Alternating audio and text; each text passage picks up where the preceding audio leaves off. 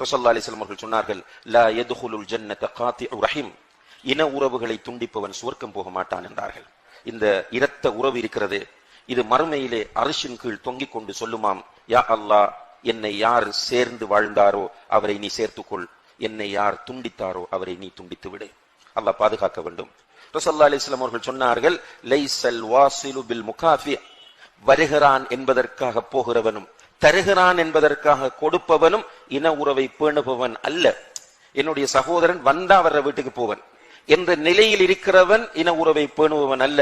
சில்மன் கதஅக், நீ வேண்டாம் என்று உன்னை ஒதுக்கி செல்கிறானே உன்னுடைய சகோதரன், உன்னுடைய உறவினன், அவனிடத்தில் நீ போ.